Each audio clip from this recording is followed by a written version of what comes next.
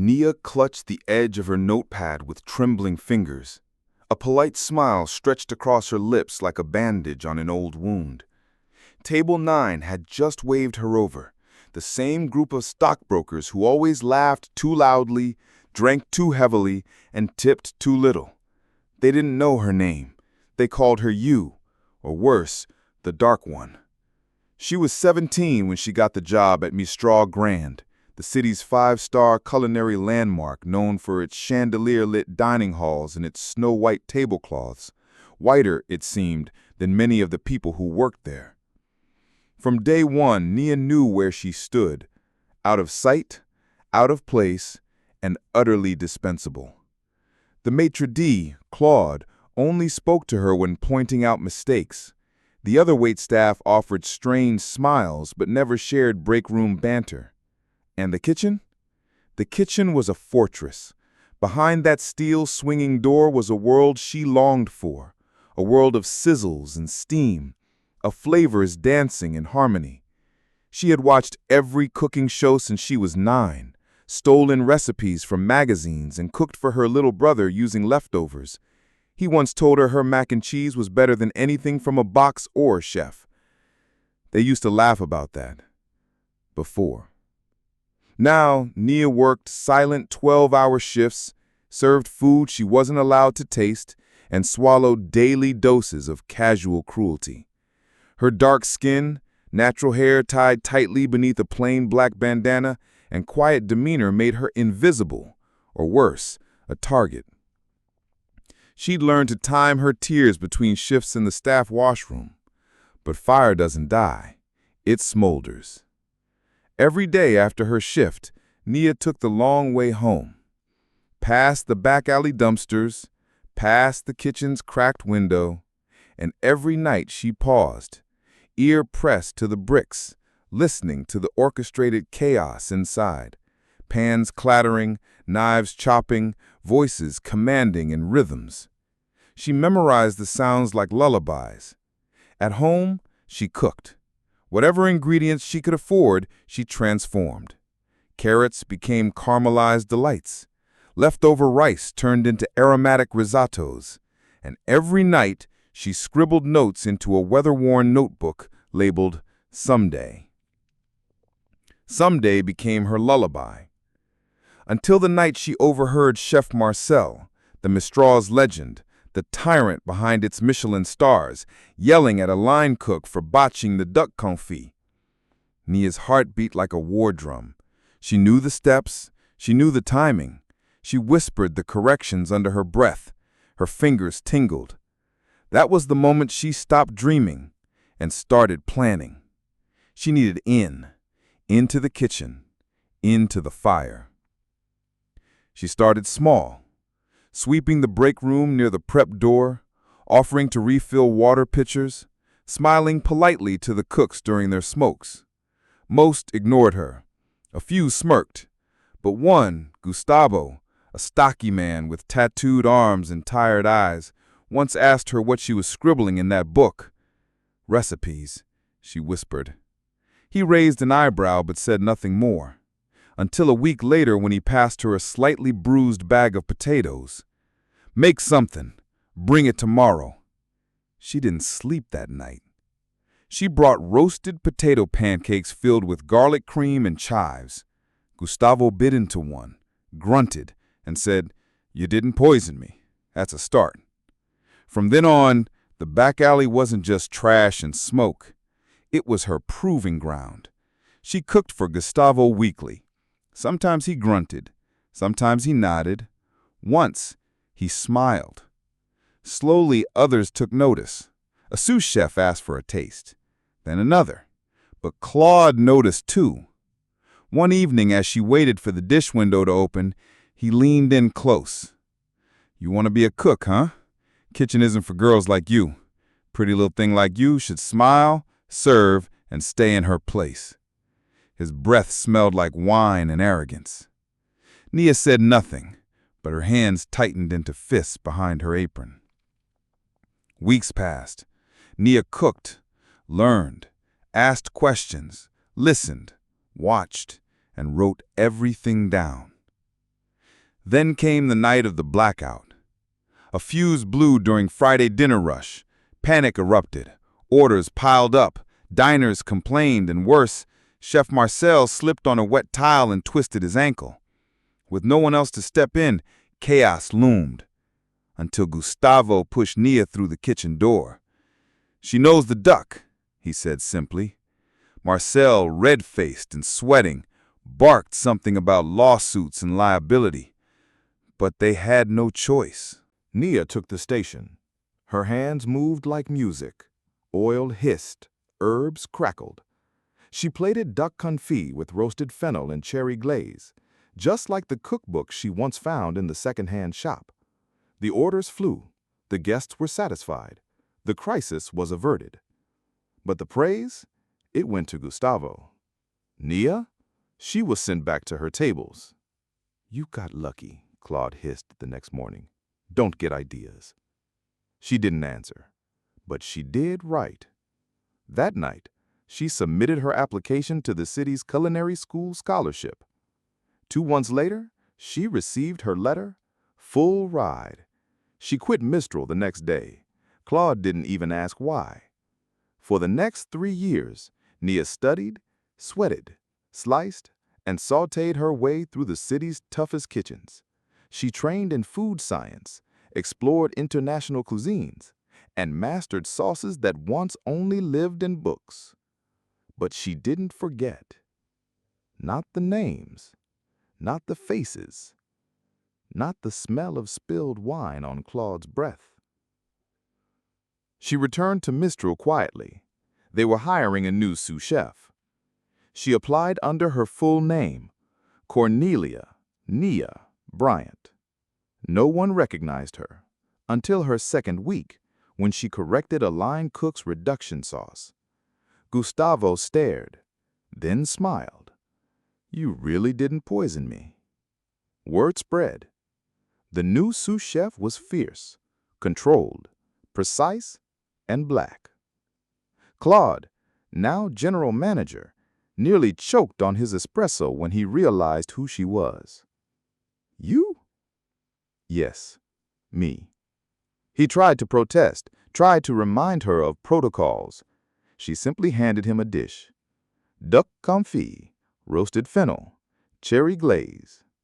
He tasted it and went silent. Nia didn't stop there. She implemented staff training, fought for equitable promotions, mentored young cooks, and, quietly, submitted her proposal for the head chef position when Marcel announced his retirement. No one expected her to get it, but the board remembered the blackout. They remembered the duck, and they remembered the applause. The announcement came on a rainy Monday. Cameras flashed. Reporters asked for quotes. And Nia, now in her crisp white coat embroidered with gold thread, stood before the staff who once ignored her. "I was judged for my skin," she said calmly, "but I seasoned my dreams with fire, and tonight I served the final course." Claude was reassigned to guest relations. Now she became the youngest and first black head chef in Mistral's century-long history. And on the opening night of her new menu, she saved a seat at table 9 for herself. The night she claimed table 9 as her own, Nia didn't eat. She watched. Not out of vanity nor vengeance, not entirely, but to remember. The room hadn't changed. Same chandeliers humming like frozen lightning. Same white linen pressed to perfection. Same smug laughter from overpaid mouths. But everything else had. She sat alone, in the very spot where those brokers used to wave her over with 2 fingers like she was a dog. Waiters passed, some hesitant, others wide-eyed. One young man, Andre, new, clearly nervous, paused beside her table. "Chef, can I take your order?" She smiled. "You already have." He blinked. "Chef Gustavo is preparing the halibut. Tell him to go easy on the saffron tonight. Let the celeriac speak. Yes, chef. He disappeared, startled but obedient. In the kitchen she could feel the rhythm still, the pulse of the place. Mistral had a heartbeat, and now she was its breath. But breath wasn't enough. Nia's rise had not only stirred the wine glasses of critics and investors, it had threatened something brittle and old within the Mistral, the comfort of hierarchy, the unspoken trust that certain faces belonged up front, others belonged in back, and some, hers, didn't belong at all. She could sense it, in the way Claude still referred to her as Miss Bryant instead of chef, in the way some senior staff smiled too wide, laughed too hard, waited for her to fail. But she didn't. Her new menu lit up the press. Her braised rabbit with smoked pear was called a triumph of rustic memory. The lemon balm sorbet, a palate baptism. The New York Times food critic, the same one who once ignored her table, called her the silent blade behind Mistral's resurrection. But it wasn't enough. Not yet. Because ghosts don't rest when you rise. They wait. 3 weeks into her tenure, Nia received an anonymous letter in her office. Plain envelope, no return address. Inside, a photo of her mother. And a note. She used to clean our rooms. Now you pretend to rule our kitchen. No name, no threat. But the fire in her chest burned like it hadn't in years. Nia locked the office, turned off the light, and stared at her mother's face. Young, tired, still proud. The memory of watching her scrub those hotel floors as a child came roaring back. Nia had carried her mother's shame silently. Now someone wanted to twist it like a knife. She pressed the photo to her lips. "Let them come," she whispered. The next day, she launched Project Ember, unannounced, unbudgeted. She gathered all kitchen staff, dishwashers to pastry sous chefs, and told them this: "You don't have to wear masks here. I've worn mine too long. If you want to learn, truly learn, stay late on Fridays. No clock-ins, no cameras, just food, just fire." They stayed. All of them. Week after week. She taught them what no culinary school would: how to read silence, how to pair pain with spice, how to plate dignity without apology. She took the nervous Dominican dishwasher and turned her into the first ever female grill lead. She pushed the shy Somali busboy until he presented his own take on lamb biryani at a guest chef night. And then she opened her kitchen to the public. Not for tourists, for the forgotten. Every Sunday night after close, Mistral hosted secret tastings for local kids, mostly black, mostly poor, mostly ignored. She called it Taste Tomorrow. She made sure each one left with a recipe and a chef's apron. But fire attracts wind. Claude called a board meeting. He claimed her side projects endangered Mistral's brand prestige, that her choice of staff hires skewed diversity optics too far, that she was elevating kitchen culture beyond its professional scope. They used long, clean words, sharp suits, empty hands. Nia arrived late to the meeting. No notes, just her mother's picture in her coat pocket. "Gentlemen," she said calmly, "I don't run a kitchen. I run a revolution. If that scares you, ask yourselves why." They threatened review, legal audit, contract scrutiny. She opened her laptop. "I've documented every hire, every recipe cost, every guest satisfaction score since I walked through that door. Mistral's profit margin rose 12% under my knife. Fire me.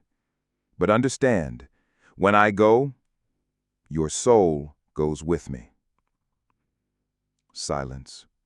Then a reluctant vote. She stayed. But something changed. The critics wrote harder. Every new dish she released was dissected like a scandal. Too ambitious, too spicy, too much identity. As if identity was a fault. One evening, someone keyed imposter into her car door. The next, a meat shipment arrived laced with spoiled chicken. She didn't flinch. Instead, she turned pain into menu. Her next launch was called Charred Memory. Every dish a tribute to a wound. Burnt leeks with black garlic. Braised oxtail with coal-dusted onion petals. Her featured dessert? Bittersweet silence. A dark chocolate dome that cracked to reveal bright mango fire beneath. People didn't know whether to eat or cry. That's when the invitation started. First from Michelin, then James Beard Foundation, then a call from Paris. She'd been selected to represent American culinary arts at the World Chef Assembly. Mistral's board had no choice. They paid for her flight, sent press kits, told Claude to stay quiet. But before she left, Naya hosted one more Sunday. This time, the guests were different. She sent handwritten invites to every staff member who ever looked through her, every waiter who whispered behind her back, every manager who refused to say her name. They came curious. She fed them what they'd never tasted. Humility. At the end of the meal, she stood. I was once the girl who served you. Now you've tasted who I became. You didn't break me. You aged me, like fire does wine. The room sat stunned. She turned and left without goodbye. In Paris, she cooked history. Her closing dish? Naya's skin. A salted black cocoa crust over roasted yam and braised brisket. The plate shimmered. The crowd wept. She walked off stage as the first black woman to win gold at the assembly. When she returned to Mistral, she didn't go through the front. She walked to the kitchen's back door, like old times. Gustavo opened it, said nothing, just bowed. A new mural had been painted on the alley wall. It showed a little black girl pressing her ear to the bricks, eyes wide with hope. Below it, in spray paint, "Someday is now."